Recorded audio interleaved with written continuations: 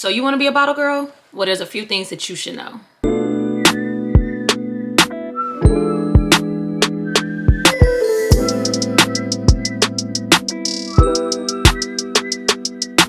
Hey y'all, welcome back to my channel. It's your girl Kayla J. So today we're going to talk about bottle service, being a bottle girl, and the service industry. Before we get into this video, make sure you like, follow, subscribe. I'll be posting more service industry / bottle girl tips and tricks in the coming future, but I wanted to start this video strictly talking about bottle service. So let's get into it. So for context and background, I started working in the service industry when I was 18. I started as a waitress at a popular diner here in the city. I worked there till I was 22. Then I started working as a bartender. I started at Onyx. I worked at Hookah Hot Spot. Like I've worked everywhere from strip clubs to nightclubs to lounges to restaurants, you name it. So my expertise is very vast and I know what I'm talking about. Shit, they got serious, man. The first thing that you need to know about being a bottle girl, this is something that you should know about being a woman, period. But specifically in an industry that is looks based, this is the #1 thing. Appearance is everything. Okay, I know everybody's gonna be like, oh, I don't wear makeup, I don't do this, I don't do that. Cool, that's cool.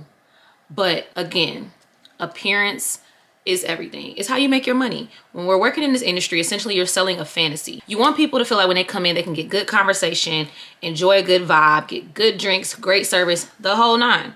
That's how the people are making money, especially the people who live in areas that aren't tourist heavy. Like if you live somewhere that's not a Houston and Atlanta or a DC that always has constant foot traffic, you have to look the part.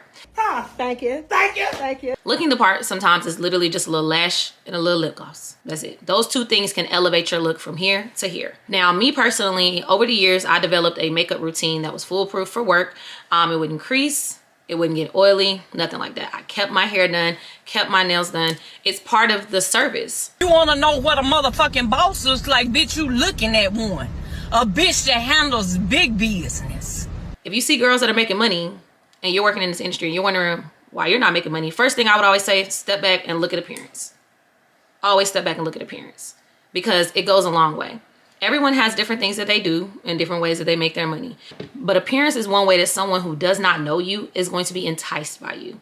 So appearance is always number 2, we're going to talk about social media and promotion.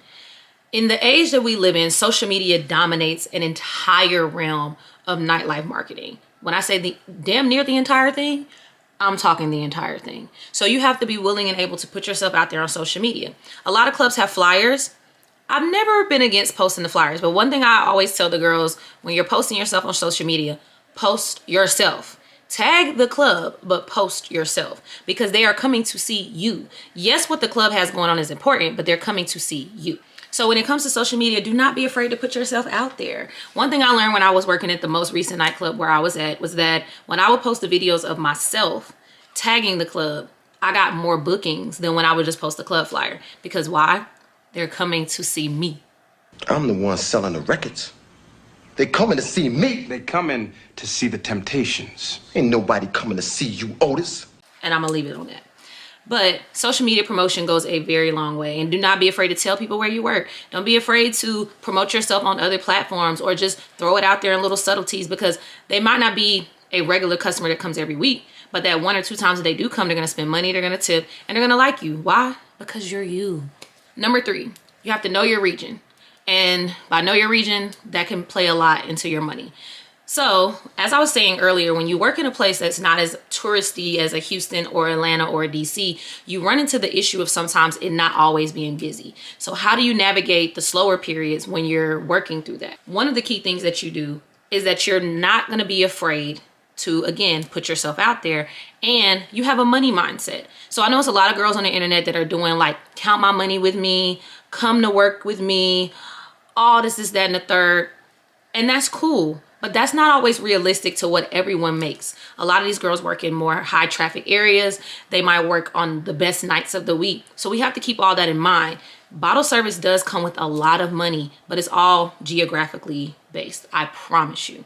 I've made a lot of great money here in Charlotte, North Carolina, but I know I would make a lot more if I lived in Atlanta, Houston, Dallas, LA, any of those places. And also too, when we talk about appearance and regulars and longevity, I'm probably gonna make more money if I go into a nightclub because I have regulars and I built that rapport.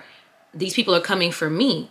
So you get where I'm going with this? The money can be determined by the location in the region, but it can also be determined by the type of service that you provide. So when you put those two things together, you got a great combo there. So just be mindful when you see in these videos and it's promoting this, oh, we make this kind of money. I worked one night here at this club and I made $4,000. It is very possible. But if you live somewhere where nightlife is not super prominent, or you might have a lot of clubs, or if you're like me and you live in Charlotte, North Carolina, where every day it might just only be 1 or 2 places that are lit or popping, you kind of got to be a little bit flexible, and you have to have a certain mindset to know that going into the industry, you got to build yourself up. And lastly, number 4, attitude and mindset. If you go into work every day with a nasty attitude or thinking, oh my gosh, I'm not gonna make any money, it's slow, it's Tuesday, it's whatever, that oozes out and you're putting that into the universe.